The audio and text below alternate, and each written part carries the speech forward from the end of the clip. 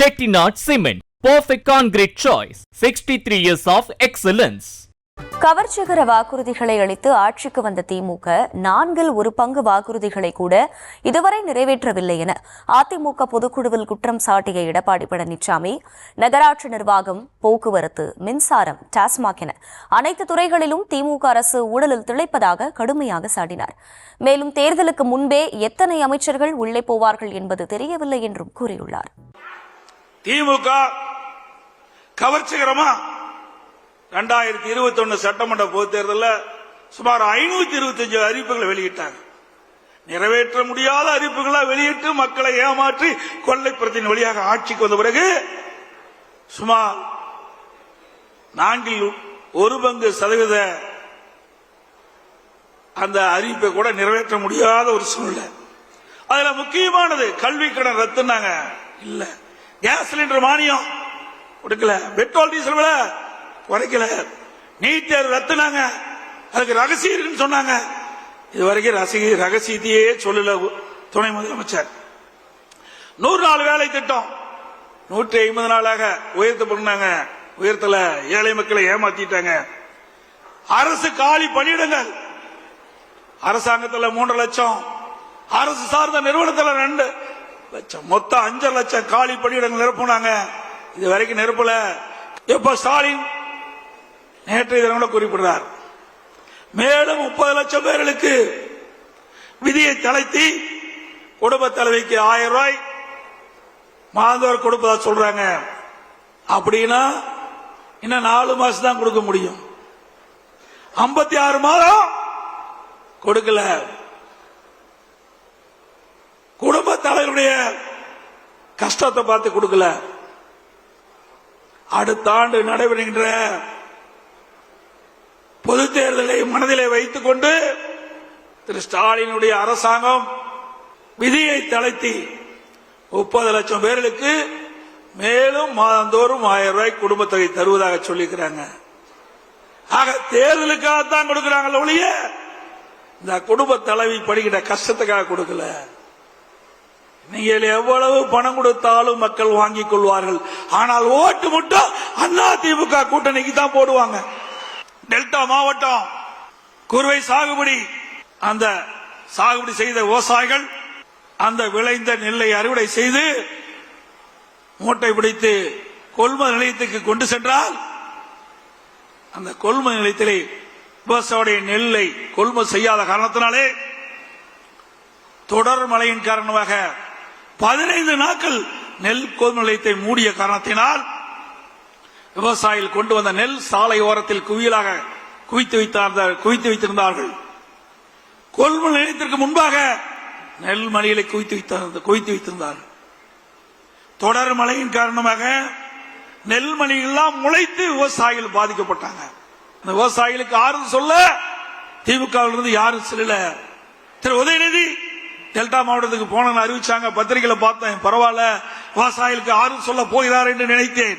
ஆனா அங்க போகல, நேர ரயில்வே ஸ்டேஷனுக்கு போய் சரக்கு ரயிலுக்கு கொடி காட்டிட்டு வந்துட்டார். ஏற்கனவே அந்த கொள்முதல் செய்யப்பட்ட அந்த நெல் மூட்டைகள் எல்லாம் அதுக்கு முன்பு 20 நாட்கள் ரயில்ல போயிட்டு இருக்குது, சரக்கு ரயில்ல போயிட்டு இருக்குது. ஏன்னா விவசாயிகளை பார்ப்பதற்கு அச்சம். தொழிலாளர்கள் வேலை இல்லாத காரணத்தினாலே வறுமையில் வாடி அவருடைய உடல் உறுப்புகளை விற்கின்ற அவல நிலைக்கு இந்த ஆட்சியிலே போய்விட்டது. இன்றைக்கு இந்தியாவிலே எத்தனையோ மாநிலம் இருக்குது. தமிழகத்தில் ஆட்சி செய்த இந்த ஸ்டாலின் மாடல் அரசாங்கத்திலே உடல் உறுப்பை விற்று வாழ்க்கை நடத்தக்கூடிய ஒரு துர்பாகிய நிலை இந்த ஆட்சியிலே தான் பார்க்கப்படுகிறது. ஒரு திமுக சட்டமன்ற உறுப்பினர் அவருடைய மருத்துவமனையிலே இந்த வறுமையில் வாடுகின்ற தொழிலாளிகளுடைய உடல் உறுப்பு கிட்னியை முறைகேடாக பெற்று அந்த முறைகேடு விசாரித்தது இதே திராவிட முன்னேற்ற கழக ஆட்சி. அவள் மீது இது எந்த நடவடிக்கை எடுக்கல. ஆனா அதிமுக ஆட்சிக்கு வந்த பிறகு இந்த கிட்னி முறைகேட்டில் ஈடுபட்டவர்கள் மீது சட்டப்பூர்வமாக நடவடிக்கை எடுக்கப்படும். திரு ஸ்டாலின் அவர்கள் அண்மையிலே ஜெர்மன் நாட்டுக்கு போகும்போது விமான நிலையத்திலே பத்திரிகையாளர்களை சந்தித்து பேட்டி கொடுத்தார். அப்பொழுது இந்த பேட்டியிலே குறிப்பிடுகிறார். திமுக ஆட்சியிலே 922 புரிந்துணர்வு ஒப்பந்தங்கள் போடப்பட்டதாக, 10,62,000 கோடி தொழில் முதலீட்டு ஈர்க்கப்பட்டதாக, அந்த நிறுவனங்கள் எல்லாம் உற்பத்தியை தொடங்கின பொழுது சுமார் 32,81,000 பேருக்கு வேலை கிடைக்கும் என்று அறிவித்தது மட்டுமல்ல, 77% புரிந்துணர்வு ஒப்பந்தங்கள் நிறைவேற்றப்பட்டதாக ஒரு பச்சை பொய்ய சொன்னார். 77 புரிந்துணர்வு ஒப்பந்தங்கள் நிறைவேற்றப்பட்டது என்று சொன்னா 25 லட்சம் பேருக்கு வேலை கிடைச்சிருக்கும். எப்படி நாட்டு மக்களை ஏமாற்ற என்பதை நாம் எண்ணி பார்க்க வேண்டும். இந்த விவரத்தை வெள்ளை அறிக்கை வெளியிட வேண்டும் என்று தொழில்துறை மந்திரி கிட்ட நாங்கள் வேண்டுகோளா வச்சோம். திராவிட முன்னேற்ற கழகம் ஆட்சி பொறுப்பேற்ற பிறகு எவ்வளவு முதலீடு ஈர்க்கப்பட்டது, எவ்வளவு புரிந்துணர்வு ஒப்பந்தங்கள் நடைமுறைக்கு வந்தது, எவ்வளவு பேருக்கு வேலை கிடைச்சது என்ற புள்ளி விவரத்தை நீங்கள் வெளியிட வேண்டும். வெள்ளை அறிக்கை என்று கேட்டா வெள்ளை பேப்பரை வெளியிடுறார். அதுதான் உண்மை. எதையுமே செய்யல. செஞ்சிருந்தா தானே அவர்கள் அறிவிப்பை வெளியிட முடியும். இன்னைக்கு திமுக ஆட்சிக்கு பிறகு எல்லா துறையும் ஊழல். டாஸ்மாக் துறையில் ஊழல், ஒப்பந்தம் மற்றும் விற்பனை முறைகேடல், மணல் கடத்தல், போக்குவரத்து துறையில ஊழல், மின்சார வாரியத்திலே ஊழல், அதோட மதுரையில அங்க இருக்கிற மாநகராட்சியில வரி வருவாய் 200 கோடி ஊழல் செஞ்சிருக்காங்க. ஆட்டுக்கு மாட்டுக்கு பன்னிக்கு எல்லாம் வரி போட்டாங்க. அந்த பன்னியில போட்ட வரி கூட விட்டு வைக்கல திமுக ஆட்சி.